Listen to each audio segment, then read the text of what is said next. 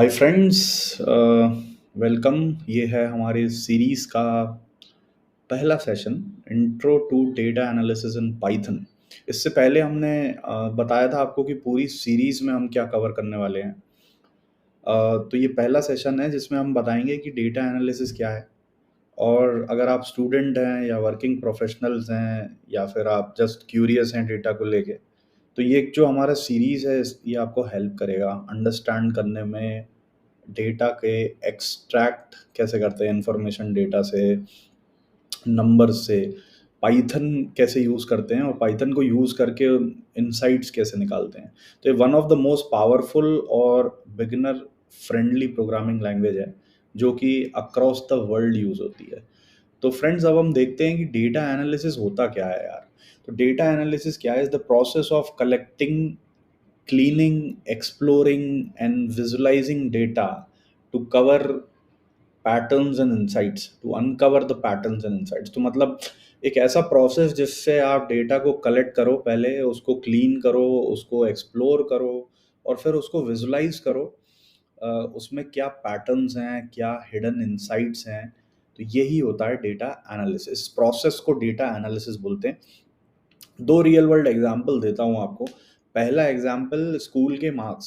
Students के school के marks अलग अलग सब्जेक्ट्स में अ, अगर हमारे पास हैं तो हम बता सकते हैं कि स्टूडेंट्स किस सब्जेक्ट में ज़्यादा अच्छा परफॉर्म कर रहे हैं, उन्हें कहाँ पे इम्प्रूव करना चाहिए, कौन कहाँ पे उनके स्कोर्स कम हैं और कैसे। तो लेट्स से फॉर एग्जांपल यही डेटा हमारे पास अगर पूरे थाउजेंड्स ऑफ स्कूल का है, तो हम उसमें से भी बता सकते हैं कि कौन से स्टूडेंट्स किस सब्जेक्ट में अच्छा कर रहे हैं, कौन सी फैकल्टीज़ कौन से सब्जेक्ट्स को अच्छा पढ़ा रही हैं और कहाँ पे किस जगह पे रिक्वायरमेंट है कि हम उसमें और अच्छा कर सकते हैं। ऐसे ही सेल्स के ट्रेंड्स, काफ़ी सारे ऑर्गेनाइजेशन सेल्स के ट्रेंड से देखते हैं कि हमारा हाईएस्ट रेवेन्यू क्या है, क्या फैक्टर्स हैं। तो आप एक ये ग्राफ से देख सकते हैं। ये ग्राफ छोटा सा हमने बना रखा है, मंथली सेल्स है यहाँ पे सेल्स हैं रुपीज़ में और यहाँ पे मंथ ऑन मंथ सेल्स है।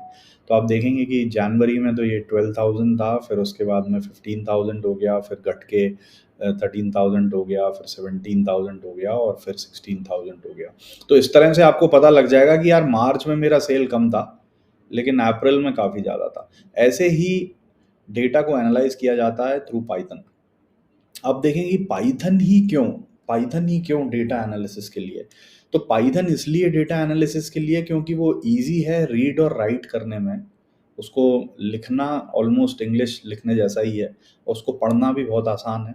आप और इट्स वेरी पावरफुल। उसमें काफ़ी सारी पावरफुल लाइब्रेरीज यूज़ होती हैं जो कि just one line of coding और टू लाइन्स ऑफ कोडिंग में आप काफ़ी सारे फंक्शंस को एग्जीक्यूट कर सकते हैं।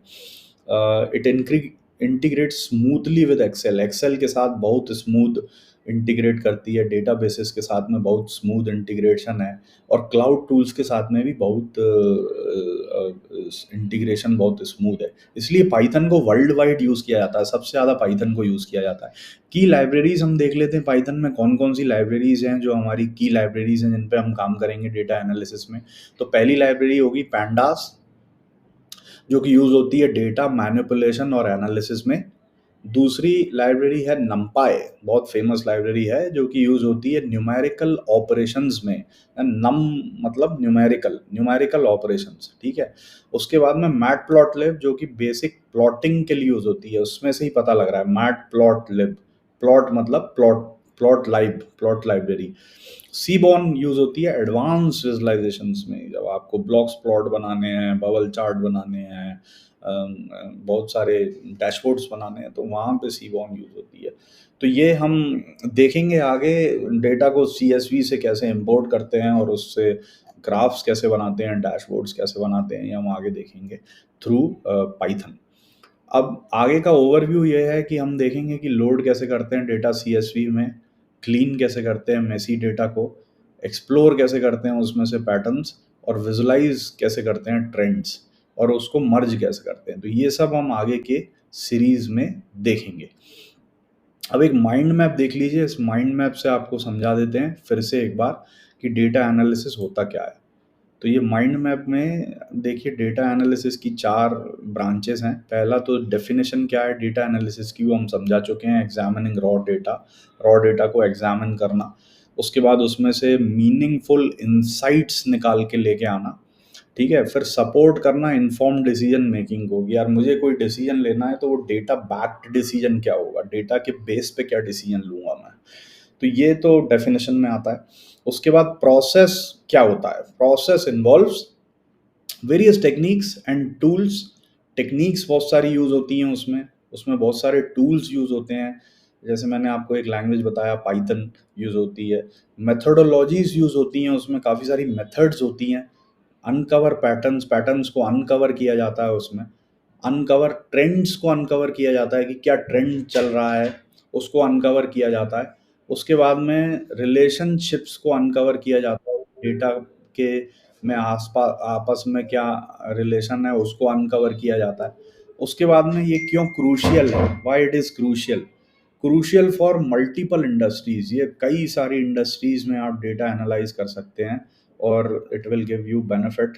चाहे वो हेल्थ केयर हो, चाहे वो आपका मैन्युफैक्चरिंग हो, ऑटोमोबाइल हो, चाहे वो और कई सारे ऑर्गेनाइजेशंस के लिए बहुत क्रूशियल है, क्योंकि वो अपने डिसीजंस इन डेटा को एनालाइज करके उसके बेस पे लेते हैं। पर्पस क्या है डेटा एनालिसिस का, बिजनेस प्रोसेसेस को इम्प्रूव करना, कि बिजनेस प्रोसेस कैसे इम्प्रूव हो सकते हैं।